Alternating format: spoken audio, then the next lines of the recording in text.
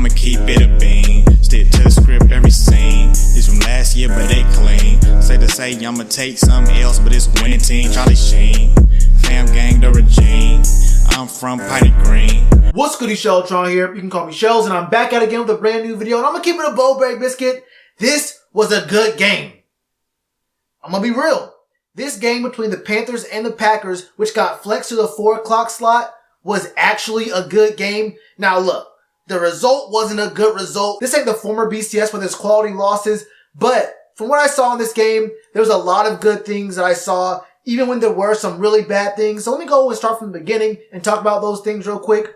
First of all, look, this is a snow game, and there were some key injuries, some key inactives for the Panthers.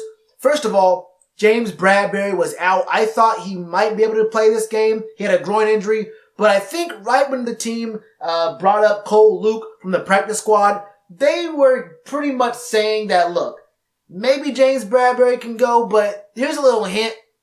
He probably won't be. I think on the injury report, he was listed as questionable, but I think it was probably closer to doubtful, to be honest with you, because he just didn't play, and that was a huge issue. Look, Davante Adams was back for Aaron Rodgers, and there were some key plays where the two just hooked up, and there was just really no one around. Honestly, even though Aaron Rodgers barely even threw the ball, he actually had worse passing stats than Kyle Allen today. He was only 17 for 29, threw for 233, no touchdowns, no picks. But the times when this man, Aaron Rodgers, did pass the ball, a lot of the time, he was gashing us. There was a few times where we saw Dante Jackson get cooked, and I want to sit here right now and focus on Dante kind of early in this video because I want to get this out. I want to make sure I remember this because it's very, very important.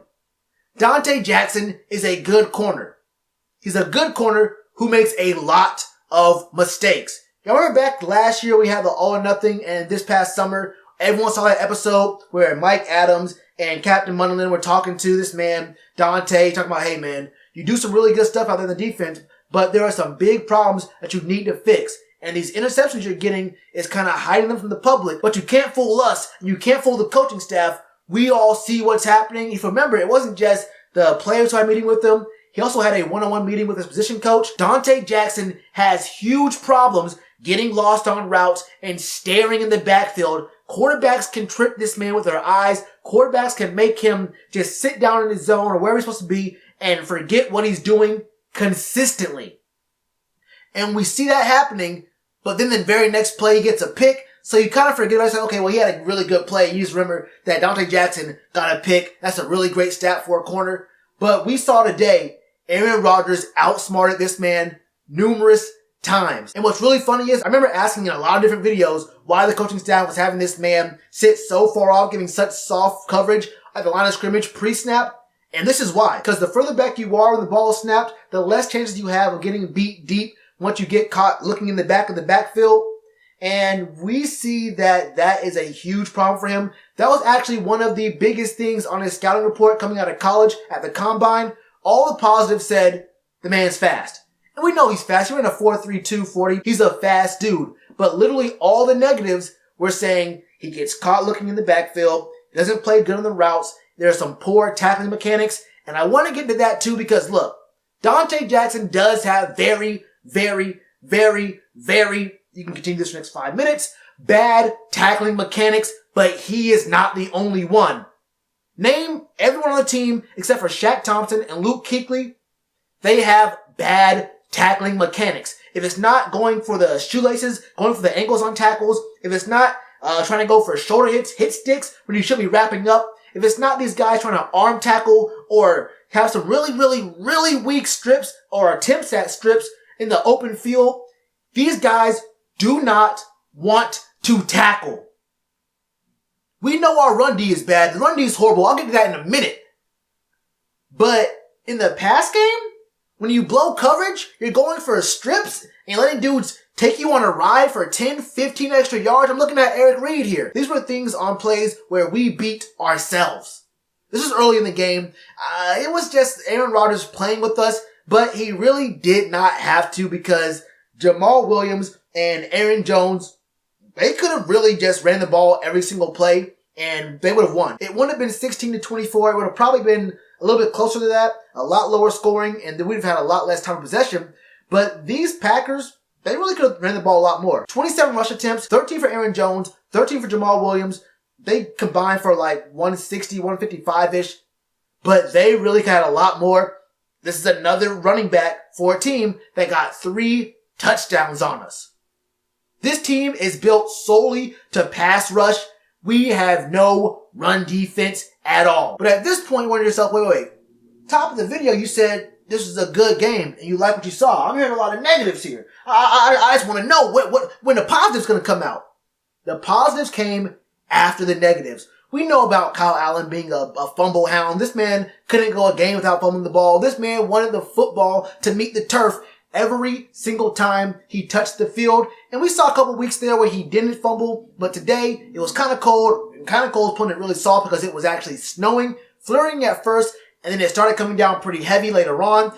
But the man let the ball hit the ground. Kind of had a backwards fall. He kind of like flailed. I don't know what happened there. The Packers got the ball, scored off that. It was really bad. But the way this man actually came back from that, the way that Kyle Allen came back, shook it off. Most young quarterbacks get shaken off that. But when this team really needed him to, and the game plan of giving the ball to Christian McCaffrey every single play was not going to work, and we had to pass the ball, I saw some really good things from Kyle Allen down the stretch. The man had poise. He was focused.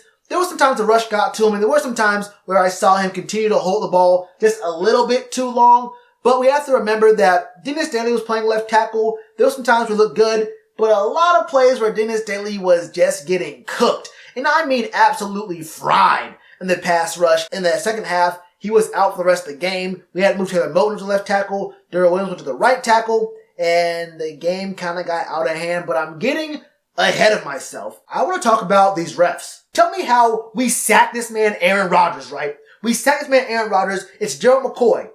Gerald McCoy hits this man and rolls to the side. Now tell me how these referees who get paid to do this job, who get paid to have their eyes open, how did this man take a nap standing up?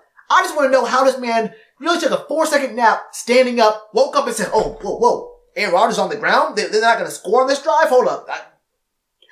Roughing the passer. I see he's on his side right now, but I also see that Aaron Rodgers is not in a perfect situation. We gotta fix that. Yeah, let's go ahead and bring this ball out. Automatic first down.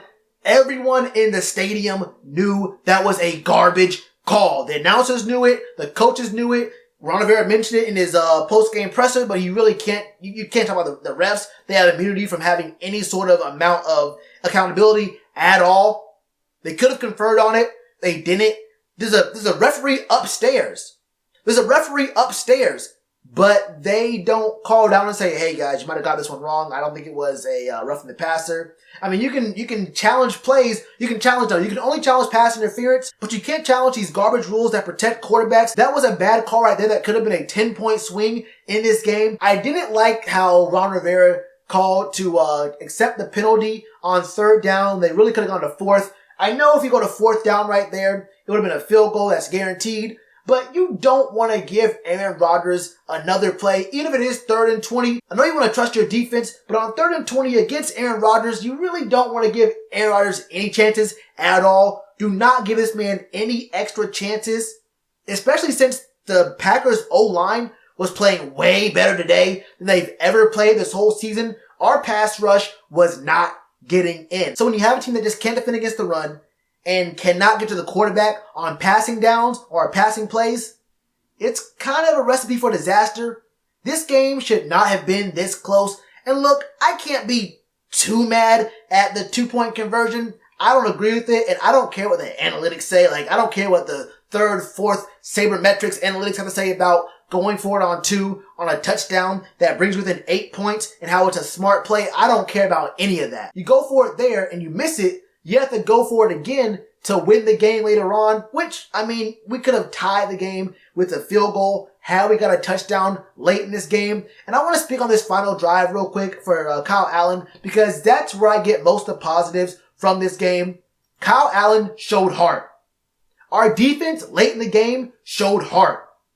These backups that came in because of injuries, They showed heart. I really can't complain too much about how the injuries affected us, about how the calls affected us, about how the run defense wasn't working that well, or even the blown coverage in the passing game, Kyle Allen's fumble or his interception, because this last drive, down 8 points, this team had a chance to tie it up and send the game to overtime, where the defense was clicking, where on this drive we saw Kyle Allen make smart plays, made very, very good reads. This was not a game where Kyle Allen managed the game.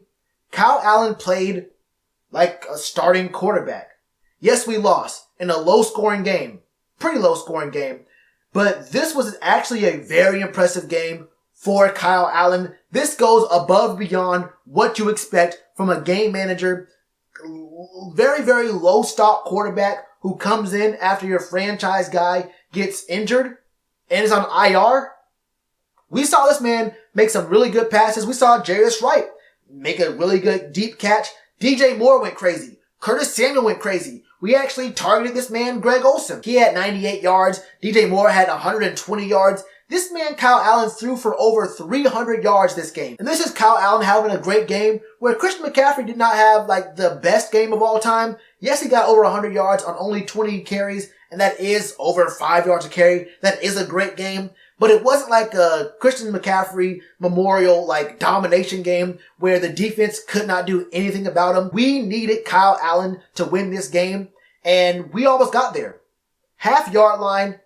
We really could have gotten in there. I am not too mad about the actual results of this game because what I saw near the end of the game, I don't mean just the last drive, the whole fourth quarter where the defense stepped up and started stopping this team, where the receiver stepped up and started making plays. Greg Olsen, after not really being targeted after the last 5 weeks, Greg Olsen only had 11 catches for 110 yards. This man comes in this game with 8 catches for almost 100 yards. Almost totally what he did the last month and a half in one game.